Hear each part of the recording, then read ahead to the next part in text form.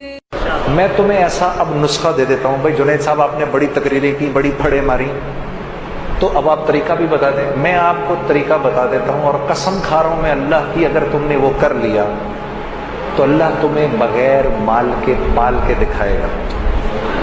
ٹھیک ہے, اب غور سے سننا میری بات.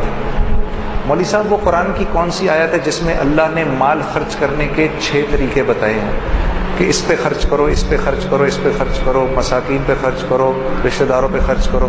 ایک آیت ہے, کوئی حافظ اگر ادھر بیٹھا آپ کو یاد آ رہا ہے؟ ذرا بتاتے جاؤ. پہلے کس کا نام لیا؟ سب سے پہلے اپنے مال کے 6 حصے کرنے ہیں. آج کے بعد جو گھر میں پیسے آئیں گے اس کے 6 حصے کرنے ہیں. ٹھیک ہے, غور سے سن لو. جو گھر میں پیسے آئیں گے اس کے کتنے حصے کرنے ہیں؟ 6 حصے کرنے ہیں. سب سے پہلے کس پہ خرچ کرنا ہے؟ فقراء پہ خرچ کرنا ہے. ٹھیک ہے جی, سب سے پہلے کس پہ خرچ کرنا ہے؟ پھر کس کا نام لیا؟ پھر مساکین کا, جو مسکین ہیں بیچارے. ٹھیک ہے, پھر اس کا نام لیا. ہاں, یہ عاملین کون ہوتے ہیں؟ جو اچھا, یہ وہ والی آیت ہے جس میں گردن چھڑانے والوں کا بھی ذکر ہے. ٹھیک ہے نا. پھر جو کسی نیک مقصد میں اپنے مال کو, آپ کے مال کو خرچ کر رہے ہوتے ہیں نا, ان پر علماء سے پوچھ لینا عاملین کس کو کہتے ہیں. یہ تیسرے لوگ ہیں جن پر خرچ کرنا ہے. چوتھا کون ہے جی؟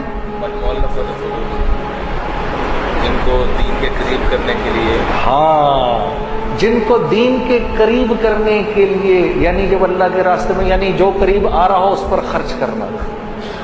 جو دین کے قریب آ رہا ہو اس پر خرچ کرنا. یہ نہیں کہ دعوت دینے گئے تو اسی کے گھر میں کھانا شروع کر دیا. جی ہاں جی, میرا ایک دوست ہے, وہ تو یہ کرتا ہی کرتا ہے, میں اس کو سمجھاتا ہوں نہ کیا کر. وہ جس کے گھر جاتا ہے, سر ہم بیٹھے ہوئے چائے منگوا لیں گھر سے, اندر سے. جس کو دعوت دینے گئے اسی کے گھر سے چائے منگوا لی. جس بندے نے مجھے وصول کیا تھا, جنید غنی نے, وہ مجھ پر پیسہ خرچ کرتا تھا. اتنا کہ میں شرم کے مارے مجھے سمجھ میں نہیں آتا تھا میں کیا کہوں. میں اس کی ہر بات مان لیتا تھا. وہ مجھ پر خرچ کرتا تھا. ٹھیک ہے, 4 ہو گئے. 5واں جو قیدی ہوتے ہیں, جو عدالتوں میں پھنسے ہوئے ہوتے ہیں, جن پر قرض چڑھے ہوئے ہوتے ہیں, اللہ کے راستے وابن السبیل, اور جو اللہ کے راستے میں ہوتے ہیں. 6 تو یہ ہو گئے. اپنے مال کے کرو 7 حصے, اور 7واں حصہ گھر والوں پر. اب یہ بات تو بڑی, پھر سمجھ لو کہ پاگل ہوں نا. ہاں, کوئی گل نہیں. میرے نبی نے اللہ کا ذکر ایسے ہی کرنے کو کہا کہ لوگ تجھے پاگل ہی سمجھیں. تو پاگل بھی اگر سمجھ رہے تو کوئی بات نہیں. اپنے مال کے کرو 7 حصے, اور اگر تم نے اس طرح مال خرچ کر لیا, میں قسم اٹھا کر کہہ رہا ہوں کچھ عرصے بعد تمہیں روپے پیسے کی ضرورت سے اللہ آزاد کر دے گا. اگر نہ کیا تو مجھے پکڑ لینا.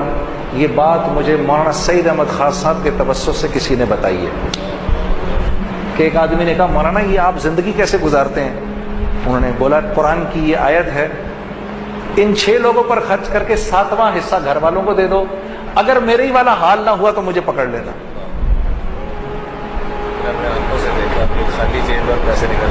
یہ سن لو جی, مولوی صاحب کہہ رہے ہیں اپنے اپنی آنکھوں سے دیکھا, خالی جیب میں سے پیسہ نکال رہے ہیں. پھر کچھ بات بنے گی نا, پھر مزہ بھی آئے گا زندگی گزارنے کا. ابھی تو اللہ سے لینا سیکھا ہی نہیں, کچھ دیکھا ہی نہیں کہ اللہ کرتا کیا ہے. ہاں, لوگوں کی غیبت کرنا بند کر دو, اللہ کی قسم تمہاری ایک بات کسی اور تک نہیں پہنچے گی. کر کے تو دیکھو. پیٹھ پیچھے لوگوں کی بات کرنی بند کر دو. ہاں, تم قتل بھی کر دو گے کسی کو پتہ نہیں چلے گا. کرنا نہیں خدا کے واسطے. ہاں, سیال کوٹیوں, یہ پتہ چلے کل کو یہ بات بھی فیس بک پہ چڑھی ہوئی ہو کہ جنید جمشید کہہ رہا ہے قتل کر دو. آج کل تو تمہارے بھائی کے پیچھے سب پڑے ہوئے ہیں نا. میرے لیے دعا کون کون کر رہا ہے؟ یا چلو میرے لیے دعا کون کون کرے گا؟ کرو گے نا. ہاں ٹھیک ہے. یہ کر کے دیکھو تمہاری زندگی کیا بن جائے گی، اتنا مزہ آئے گا زندگی گزارنے کا. تم اپنے اوپر پیسہ خرچ کرنا چاہو گے بھی تب بھی نہیں خرچ ہوگا. جس چیز کی خواہش کرو گے وہ اللہ کی طرف سے آ جائے گی تمہارے پاس. تمہیں سمجھ بھی نہیں آئے گی میں اس پیسے کا کیا کروں یار، پھر جا کر خرچ کر دو گے کسی کے اوپر. یہ لے لے یا اللہ، ادھر تم نے خرچ کیا ادھر اور آ گیا، ادھر تم نے خرچ کیا ادھر اور آ گیا. یہ ہے جینے کا مزہ. اب مزہ آئے گا جینے کا.